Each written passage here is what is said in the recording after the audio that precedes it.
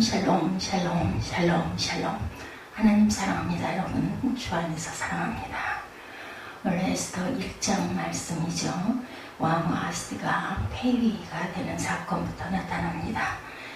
본서는 그 에스더서는 북이스라엘과 남유다의 멸망 이후에 소망을 잃었던 유대인들에게 하나님이 여전히 그의 백성을 지키고 보호하신다는 것을 보여주므로 끝까지 하나님만을 섬길 것을 강조하는 내용입니다. 아말렉 왕 아각의 후손인 하만이 유대민족을 말살할 음모를 꾸몄지만 죽으면 죽으리라는 각오로 왕 앞에 나간 왕후 에스더로 인해서 유대인이 진멸당하기 직전에 도리어 하만이 처형되고 유대인은 승리를 얻게 되는 이런 내용이죠. 이 사건을 통해서 불임절이 재전이 됩니다. 1장에서 4장은 하만의 음모로 인한 유대인의 위기, 5장에서 10장은 하만의 처형과 유대인의 승리 이렇게 나타나 있습니다. 우리는 아하수에로 왕의 잔치의 흥을 깨뜨리는 사건, 여기서부터 시작이 됩니다. 1절에 보면 이 일은 아하수에로 왕 때 있었던 일이니 아하수에로 왕은 인도로부터 구스까지 127지방을 다스리는 왕이라. 당시 아하수에로 왕이 수상궁에 즉위하고 왕이 있은 지 제3년에 그의 모든 지방관과 신하들을 위하여 잔치를 베푸니 바사와 메대의 장수와 각 지방의 귀족과 지방관들이 다 왕 앞에 있는지라 잔치를 합니다.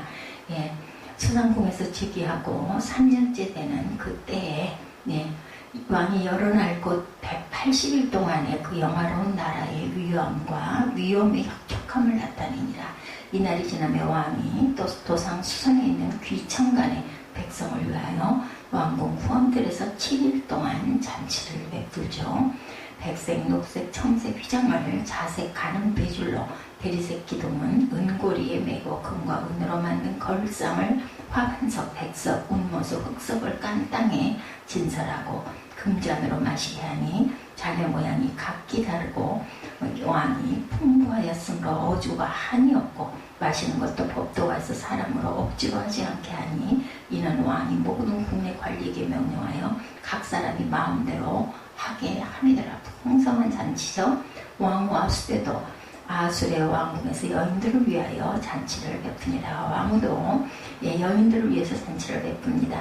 제7일에 왕이 조음이 일어나 어전 4시 무후망과 비스다와 하르보나와 빅다와 아박다와 세다르와 가르가스 7사람을 명령하여 왕후 아하수를 청하여 왕후의 관을 정지하고 왕 앞으로 나오게 하여 그의 아리따움을 백성과 지방관들에게 보이라 하라니 이런 왕후의 용모가 보기에 좋았습니다.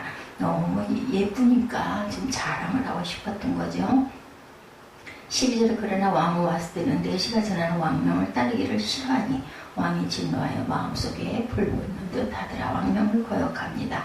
왕의 사례를 아는 현자들에게 묻되 왕의 규례와 법률을 아는 자에게 묻습니다. 그때 왕에게 가까이어 왕의 기색을 살피며 나라 첫 자리에 앉은 자는 바사와 메대의 7지방관 곧 가르스나와 세달과 아드마디아와 다시스와 메레스와 마르스나와 모모간이라. 왕후 아하수가 4시가 전하는 아하수의 왕의 명령을 따르지 아니하니 규례대로 하면 어떻게 하면 좋겠느냐 물었죠. 지방관들에게. 모모간이 왕과 지방관 앞에 대답하여 이르되 왕후 아하수가 왕에게만 잘못했을 뿐 아니라 아하수에로 왕이 각 지방의 관리들과 백성에게도 잘못했다. 신하들과 백성에게도 잘못했다. 이렇게 얘기하죠. 아하수에로 왕이 명령하여 왕후 아하수를 청하에도 오지 아니하였다는 왕후의 행위의 소문이 모든 여인들에게 전파되면 그들도 그들의 남편들에게 그렇게 할 것이다. 멸시한다. 오늘이라도 바사와 메대의 귀부인들이 왕후의 행위를 듣고 왕이 모든 지방관들에게 그렇게 말하리니 멸시와 분노가 많이 일어나리이다. 왕이 만일 좋게 여기실진데 아하수가 다시는 왕 앞에 오지 못하게 하는 조서를 내리되 바사와 메대의 법률에 기록하여 변개감이 없게 하고 왕후의 자리를 그보다 나은 사람에게 주소서 폐위시키라는 이야기입니다. 왕의 조서가 이 광대한 전국에 반포되면 귀천을 막론하고 모든 여인들이 그들의 남편을 존경하리이다 아니라. 왕과 지방관들이 그 말을 옳게 여기니라. 왕이 모모간의 말대로 행하여 각 지방 각 백성의 문자와 언어로 모든 지방에 조서를 내려 이르니 남편이 자기의 집을 주관하게 하고 자기 민족의 언어로 말하게 하라 하였더라. 왕후 와수기의 왕의 명령을 거역한 사건으로 인해서 조서를 내리는 그런 내용이 1장에 22절까지 나타나 있습니다. 왕과 지방관들이 그 말을 옳게 여긴지라 왕이 부무관의 말대로 행했다. 이렇게 나타나 있죠. 여기서 우리는 아수르 왕의 잔치 흥을 깨뜨리는 사건, 와스디의 왕의 명령 불복종의 사건입니다. 광야로부터 불어오는 바람 위에 끝나버린 욥의 자손들의 잔치와는 달리 벽에 손으로 쓰여진 글씨로 인해 망쳐버린 벨사살 왕의 잔치와는 달리 이 잔치는 왕 자신의 어리석음으로 인해서 침통하게 끝이 납니다. 잔치가 거의 끝날 무렵 왕과 왕비 사이에 일어난 불행한 일로 인해서 그 잔치는 급히 중단되고 손님들을 침묵과 수치 속으로 내보냅니다. 왕은 자신이 취해 있고 취해 있는 많은 신하들이 있는 곳으로 왕후 와수디를 불러오도록 한 것은 분명한 왕의 실책입니다. 왕이 주웅 일어날 때 방백들과 백성들에게 그녀가 얼마나 아름다운가를 보여주기 위해서 아름다운 옷에 왕후의 면류관을 정지한 그녀를 불러오지 않고서는 견딜 수가 없는 마음의 충동이 일어나죠. 10절 11절에. 그러나 그는 남편 된 자신의 명예를 손상을 시킵니다. 그는 아내의 성숙함을 노출시키지 말고 오히려 보호해 주었어야 했는데 그녀의 눈 가리개 역할을 하지 않고 그 아내가 거절할지도 모르는 그런 명령을 함으로 왕으로서의 자기 체통을 손상을 시킵니다. 그것은 그녀의 덕성에 기입이 관계되는 문제이기도 했었죠. 여자가 대중 앞에 나타난다는 것은 바사 풍습에는 어긋나는 일입니다. 그가 아내에게 정중히 대하지 않고 그런 무례한 것을 요구한 것은 그녀를 학대하는 그런 사건이기도 하다. 그녀를 아주 멸시하는 사건이기도 하다. 만일 그가 술에 지나치게 취하여 분별력을 잃지 않았었다면 이런 일은 하지 않았을 것이고 오히려 그는 이러한 일을 재현하는 자들에게 매우 화를 냈을 것입니다. 사람이 술에 취했을 때는 이성을 잃게 되죠. 이 사건의 발단은 아수르 왕의 실수입니다. 그러나 그녀가 그의 명령을 거부한 것도 역시 지혜로운 일은 아니었습니다.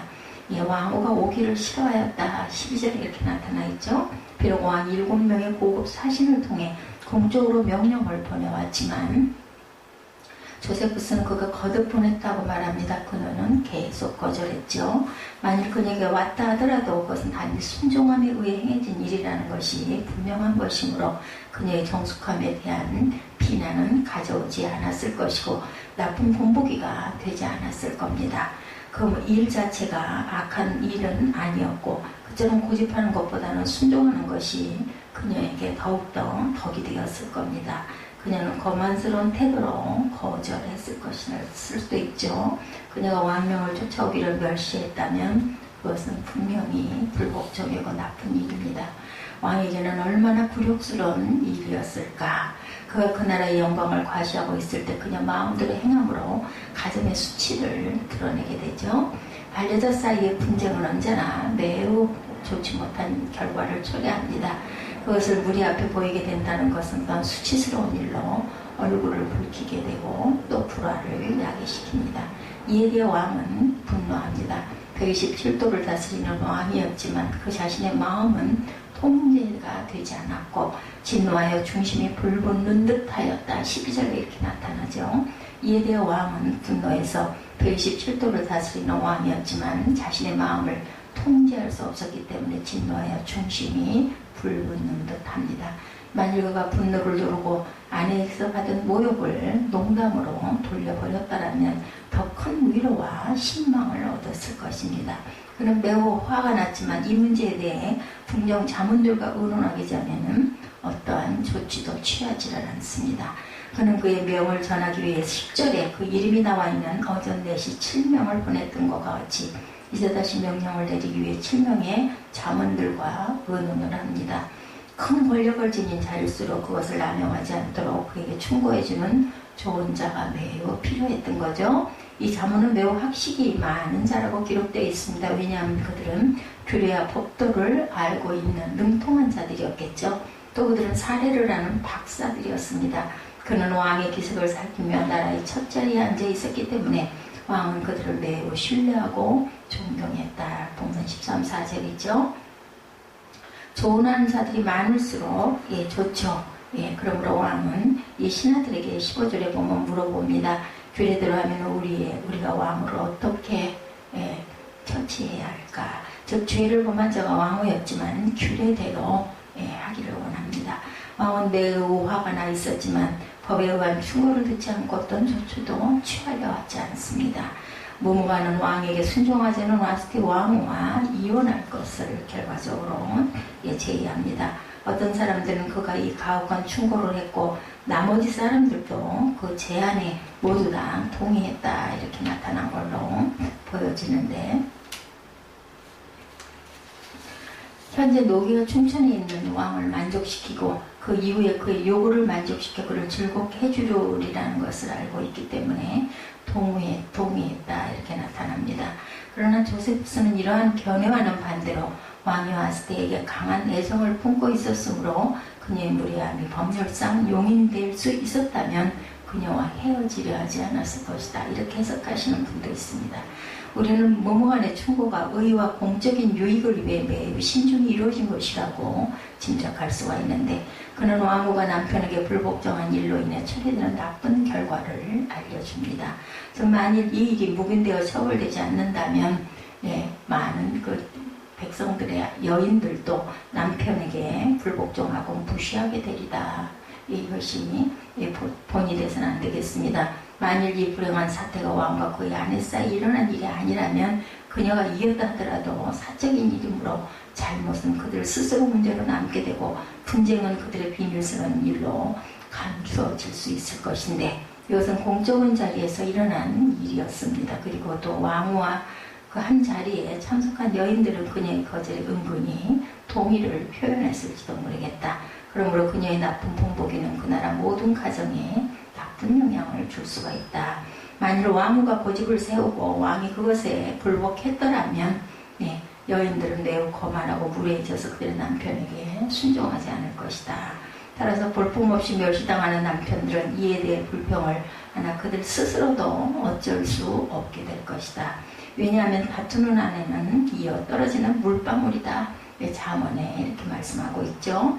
그런 남편을 경외해야 할 아내들이 그 남편을 멸시하고 그들에게 순종해야 할 자들이 그들을 지배하려 한다면 그곳에는 범죄와 슬픔과 혼란과 온갖 악한 일들이 끊임없이 일어나지 않을 수 없을 것이다. 그러므로 중직에 있는 자들은 다른 사람들이 이러한 일을 모방하지 않도록 주의해야 한다. 이렇게 본문에 나타납니다. 그는 왕후와 수대가 이혼당하고 그래서 어떤 좋은 결과가 따르게 되는가를 또한 나타냅니다. 이런 극단적인 결정을 하기 전에 그녀가 왕에게 내가 잘못 행했나이다 하고 왕의 용서를 빌며 복종할 의향이 있는가를 타전에 보였을 것이라고 짐작이 됩니다.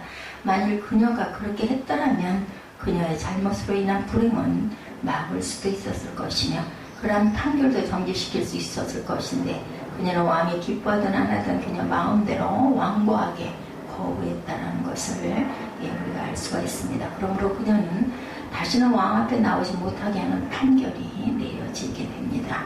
19절이죠. 그리야 이것이 모든 부녀가 그 남편을 존경하는 결과를 가져오기를 기대합니다. 즉 귀한 자들의 아내는 그들이 귀하더라도 천한 자들의 아내는 그 남편들의 천함에도 불구하고 그 남편들을 모두 존경하도록 하게 합니다. 20절이죠. 이와 같이 모든 남편들은 가정의 법도를 찾고 싶어 할 것이고 아내들은 거기에 순종한다면 자녀들과 하인들도 역시 거기에 순종할 것이죠. 각 가정 질서가 지켜지도록 하는 것은 그 지방과 나라의 유익을 가져옵니다. 이러한 제안에 의해서 왕은 왕에게 불복종했으므로 규례대로 이혼당하게 되었다는 것을 선포합니다. 22절에 보면 따라서 다른 아내들도 이처럼 그들의 남편에게 의무를 이행치 않을 때는 이와 같은 수치를 각오해야 한다. 21, 2절에 나타나죠. 왕과 지방관들이 그 말을 옳게 여긴지라 왕이 무무간의 말대로 행하여 각 지방 각 백성의 문자와 언어로 모든 지방에 조서를 내려 이르기를 남편이 자기의 집을 주관하게 하고 자기 민족의 언어로 말하게 하라 하였더라. 이렇게 결론이 났죠. 그들의 왕후보다 나을 수가 있을까요? 아무튼 이 일이 선편된 것이 왕의 분노에 의한 것인지 아니면 왕의 정책에 의한 것인지는 정확하게 알 수 없지만 이 일 속에는 하나님의 섭리가 역사하셔서 에스더에게 왕후의 면류관을 쓸 길을 열어준 것이라는 것이 1장의 내용 그리고 결과, 이것으로 인한 앞으로 일어날 일들, 에스더라는 유대 민족의 귀한 그 왕비가 태어남으로 인해서 나라를 건지는 그런 사건이 펼쳐지는 1장 내용입니다. 우리는 법도 중요하지만 때로는 지혜가 상당히 필요하겠다. 저는 1장 내용을 읽으면서 여호와스드에게는 충분한 기회가 분명히 있었을 것임에도 불구하고 계속해서 거절함으로 인하여서 왕이 잘못했다 하더라도 왕의 입장으로는 그것을 조금쯤은 지혜롭게 왕명을 그렇게 불복종하면서 할 일이 아니라 지혜롭게 거절할 수도 있지 않았을까 하는 생각을 해봅니다. 세상을 살아가면서 하늘에 하나님에게 지혜를 구하시는 저와 여러분 되시기를 주님의 이름으로 축복합니다. 기도하시겠습니다.